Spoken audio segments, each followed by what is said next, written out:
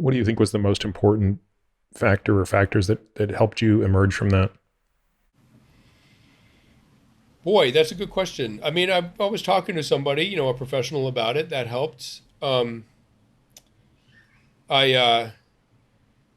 I was married to someone I really loved, but the marriage wasn't working, and eventually we both sort of like confronted that and acknowledged it, and we ended the marriage. And that was very painful, but it felt like a healthy step. We're still friends. We did it. It wasn't the marriage didn't work, but the divorce did. You know what I mean? Like we um, and I stopped. I'd started drinking a little more than I probably should have. I mean, I've never, and by no means was an alcoholic, but I had a unhealthy relationship with alcohol, and I stopped drinking. I had atrial fibrillation, which is an arrhythmia in my heart, and I was told, I fixed that. I had an ablation that fixed it completely. But the doctor said, alcohol can trigger it. Try not drinking, and I didn't drink for a month, and I felt so good. Like I'd like sort of turned the corner, and all of a sudden I was starting to feel like a healthy person, emotionally healthy person. There's a lot of different things, a lot of different things. How much did other people, outside of the therapist, how much did other people contribute to the improvement in your well-being? Again, I'm thinking about kind of the tribe, right? Who was your tribe at that point in life? You'd obviously lost a very important member of your tribe. If I'm doing the math correctly, you would go on to lose another important member of the tribe, being your father. Um, so who were the important members of your tribe? And is it necessary that they understand what you've been through, right? So can people who didn't know Tim or who have not been in combat be a part of your healing? So I met someone else and remarried, and she had been through some pretty tough things herself. Um, Not combat, obviously. Not obviously, it could have been, but it wasn't. And there was something about her compassion and understanding that was enormously helpful to me.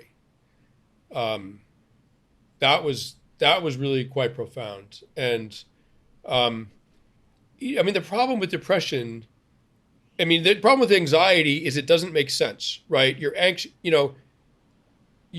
about something that isn't rational.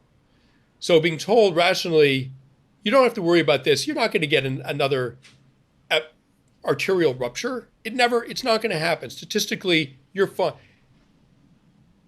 You have to deal with the emotional. The anxiety isn't necessarily tied to reality. Well, likewise with depression, like you can be very depressed, and the fraternity of other people, the love of other people might not reach you, because the nature of depression is that you're at the bottom of the ocean, right? I mean, you're like, you can't reach me. I know you're talking to me. I know you love me. I see your lips moving, but you don't understand where I am. You can't reach me here, right? And so, I mean, that's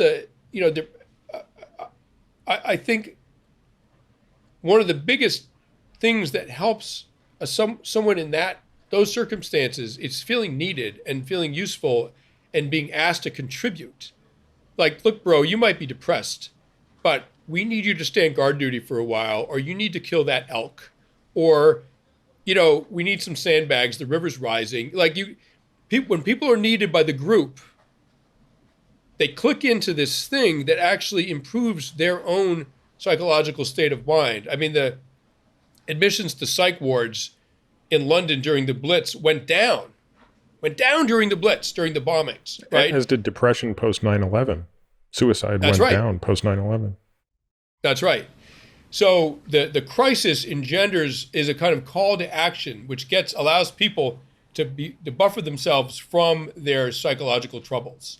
And I think that the love of one person sometimes is quite painful to experience, because you realize that that person who loves you can't reach you where you are, right? And but being needed is a different thing, and I think ultimately that sense of being necessary might be the ultimate antidote to the experience of depression.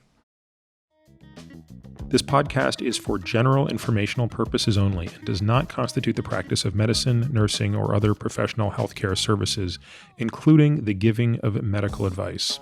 No doctor-patient relationship is formed. The use of this information and the materials linked to this podcast is at the user's own risk. The content on this podcast is not intended to be a substitute for professional medical advice, diagnosis, or treatment. Users should not disregard or delay in obtaining medical advice from any medical condition they have, and they should seek the assistance of their healthcare professionals for any such conditions.